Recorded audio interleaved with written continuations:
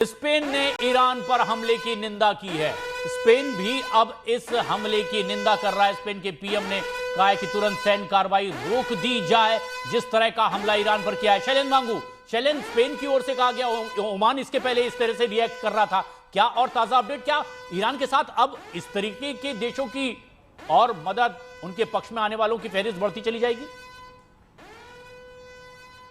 देखिए, ये कुछ कंट्रीज की तरफ से स्टेटमेंट सामने आया है, ओमान की तरफ से, और जो आपने अभी जिक्र किया जिस देश का, लेकिन बड़ा स्टेटमेंट जो अभी तक आया है वो रूस के विदेश मंत्री लावरोव की तरफ से आया है। लावरोव ने आपसे कुछ देर पहले बात की है ईरान के विदेश मंत्री अरागची से, और उन्होंने इस पूरे मसले को लेकर उन्होंने बातचीत की कि जो हमला हुआ है उसके बाद ईरान क्या कुछ कर रहा है उनको ब्रीफ किया गया रशिया को। रशिया की तरफ से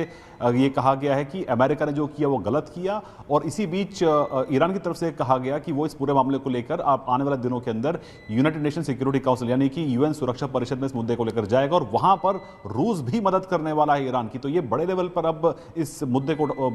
उठाया जाएगा यूएन सिक्योरिटी काउंसिल में। लेकिन देखिए, आज भी यूएन सिक्योरिटी काउंसिल के पास वो पावर्स नहीं है कि जो वॉर को रोक पाए, क्योंकि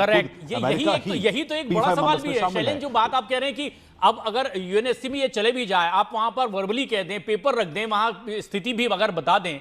क्या इससे ये जो इरादे दोनों ओर से हैं इस पर कहीं कोई कॉमा फुल स्टॉप लगने के लिए कोई नियम कानून बने भी हैं शैलेन? बिल्कुल नहीं। देखिए, जब खुद P5 कंट्रीज में जिसमें अमेरिका है वो इस वॉर में इन्वॉल्व है, रशिया की अगर हम बात करें तो वो यूक्रेन वालों इन्वॉल्व है, चाइना भी इस तरह के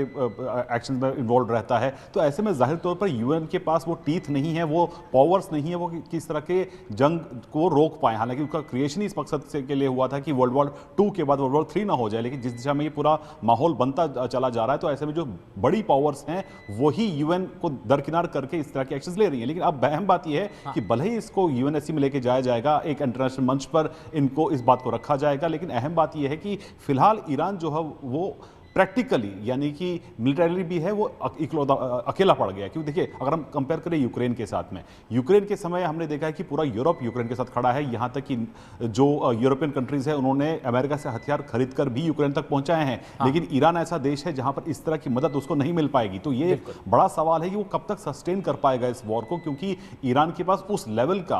अमेरिका से लड़ने के लिए, इजराइल से लड़ने के लिए उस लेवल की उसके पास जो तैयारियां नहीं है उस तरह की, इस तरह के उसके पास हथियार नहीं है, इतने मिसाइल उसके स्टॉक में नहीं है, स्टॉक पाइल में नहीं है। तो ये बड़ी बात आप कह रहे हैं शैलेन कि ये जो सपोर्ट की बात कही जा रही है कर्नल दानवीर कि तुरंत युद्ध रोक देना चाहिए, ईरान के पक्ष में स्पेन का आ गया, ओमान का बयान आया, जुबानी बयानबाजी से कितनी मदद मिलेगी, और क्या जो लोग ये बयान दे रहे हैं, फिर रूस का जो जेस्चर सामने आया है, क्या आपको लगता है कि सीधे युद्ध में कूदने वाली स्थिति बनती भी दिखाई देगी इनकी ईरान के पक्ष में? देखिए, ईरान के पक्ष में बनती दिखाई दे या ना दे, लेकिन एक बहुत बड़ा डेवलपमेंट जो मिडिल ईस्ट में हुआ है पिछले 1 घंटे के दौरान, वो सऊदी अरेबिया का ऐलान है कि हम यूएस इजराइल के साथ ईरान के खिलाफ युद्ध में शामिल हो रहे हैं, हम उस अलायंस के अंदर शामिल हो रहे हैं। ये एक बहुत बड़ा मेजर डेवलपमेंट है। तो इस डेवलपमेंट के बाद में ओमान और स्पेन और इन सब की बातें जो हैं बहुत छोटी पड़ जाती हैं, क्योंकि मिडिल ईस्ट के अंदर सबसे बड़ा अगर कोई एग्रीगेटर है तो वो सऊदी अरेबिया है, स्पेशली सो इन दी सुन्नी वर्ल्ड। और सुन्नी वर्ल्ड की रहनुमाई करते हुए सऊदी अरेबिया अगर इस तरीके का बयान दे रहा है तो आप समझिए कि उसकी क्या अहमियत होगी।